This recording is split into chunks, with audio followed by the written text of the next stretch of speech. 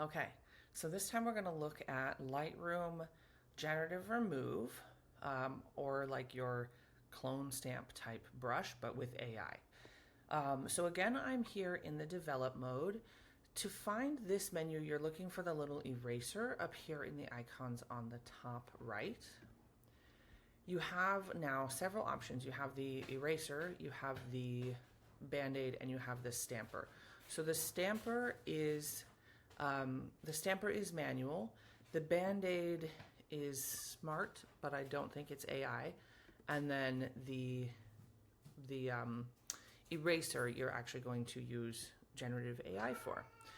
So you have a couple of options on this menu. You have, sorry, my cat has something to say about this. You have the option to use generative AI or not.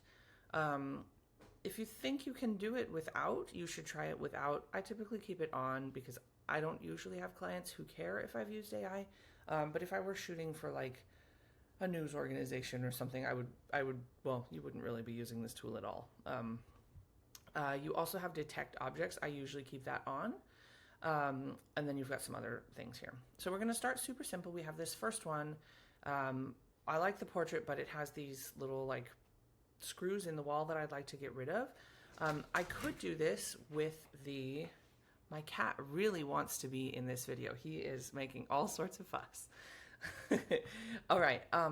So you can do the eraser, also known as the remove tool for this, but this one is actually something that would be good for just the regular old heel brush, which has been around forever and ever. So we're going to use that. I just wanted to bring us back to basics and remind you that you don't have to use AI all the time. So I'm going to click on all four of these. It's doing whatever smart thing it is, but it's not AI. I don't know what it is. I'm going to press Q to end the tool so that I can see what happened. That was it. I got rid of that distraction there. Now I have another one from that shoot, which has a lot more going on. Now I'm not going to take out all those little screws in this. If you wanted to, you could. You could do the same way that I did. But I brought this one up because there's so much else that we might want to remove. So I'm going to press Q again to take me back to the eraser. I'm going to choose, instead of the Band-Aid, that I do want the eraser. And I want to detect objects, which means it's going to find what I'm trying to remove, and then I just paint on it. So we're going to start with this bike thingy here.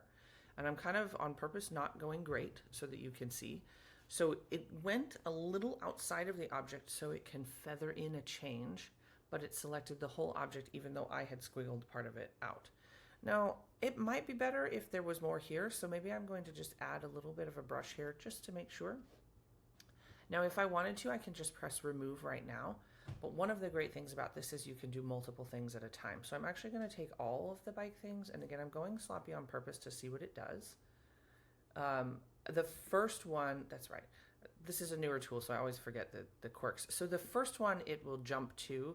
The others, you are more in control. So I'm actually going back and and selecting more. So if you wanted to let the AI detect the object for you, just do one at a time and then press remove. But in this case, I'm just going to go for it.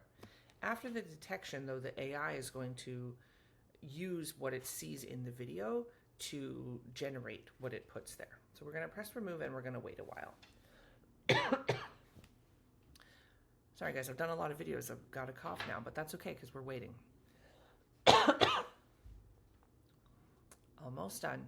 It seems like it takes a long time, but it would be slower if you did it manually. Okay, so that's the first try, and that's pretty darn good. Now, one of the great things about the generative remove is similar to how the tool in Photoshop works. There are 3 variations. So if you don't actually like version 1, you can click through version 2. Now, it's separated out our 2 removes. So we're looking at the remove on the left right now, version 1, version 2, and now version 3. They're all good, so I'm just going to go with version 1.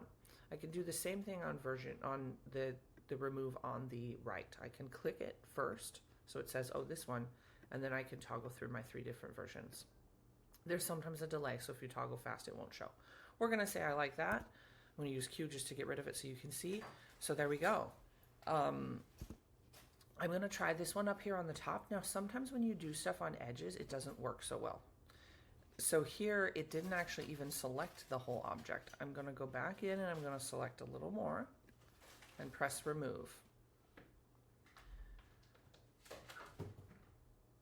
You guys are getting all the cat in this video. He's been here on my lap through all of them. Okay, great. It did fine there. So we're going to keep on going. We're going to say, how much can we really clean up this image?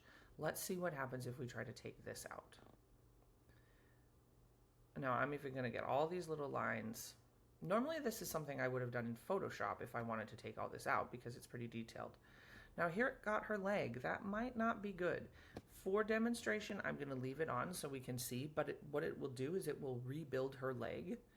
And sometimes you need that, but sometimes you don't. In this case, I don't think you actually do. So I probably would subtract this for a client, but for us, we're just going to leave it in and see what happens. Sometimes it surprises me. All right, so you can tell it changed her pants because she now has like a wiggle in her pants, but the different variations aren't bad. Like this one's not bad on her pants and it's okay on the floor. This one is not good on the floor. It added some random pipes, but her pants look great. I'd say version 1 is the best for her floor, but not good for the pants. So my point in showing this sort of thing is you can just keep on going. We could make this a totally clean image if we want to. We're not going to. We're going to move on to some other images. I'm going to move my face first. Okay, so I've got some ducks here. I like this cute little duck. So in the past, if I had shot this and I didn't want to move it into Photoshop, I would crop it. I would say, we don't want all these headless extra ducks. But because generative remove is now so easy, we're going to give it a try. So I'm going to select this baby duck here. I'm also going to select the shadow. That's really important because it doesn't always catch the shadow. So here it didn't, and I really don't want the shadow to stay. So I'm going to go back in and say, please take my shadow away. And now I'm going to remove. Sometimes it struggles with things on the edges, but in this case it did great. I'm going to try Mama Duck too. She's quite a bit bigger. Now I can't just start going because I'm already here, so I actually come in and out by doing this usually, or using the Q. And now I'm going to select Mama Duck. I will also say I would typically have probably straightened out the grass line on this, like given it a horizon straightening, but it is actually best to use generative remove after or before you straighten if you're generating on an edge, just because it needs that extra like data that you've cut off. So make your edge removals and then change your crop. So here we go. Let's see if it takes out Mama Duck. Now it might just add in a new duck. Sometimes when it's a big thing like this, it doesn't do well, but it looks like here, version 1, totally acceptable. All 3 versions totally acceptable. And then now I can fix my crop how I want it. And now in just a few, we went from this to this. So much better. Again, you can use it on stuff that's on the edge or stuff that's in the background. So this is a nice simple one. It's definitely not going to struggle with something like that. I probably even could have done that with the Band-Aid. However, I was already in the eraser tool, so I just went for it. That's often how I do it. But if you were going to be really good about it, you would switch tools. You can Band-Aid or eraser these guys as well. They're going to be easy. Now it did select a little bit of the flowers there. We're going to leave them and see what happens.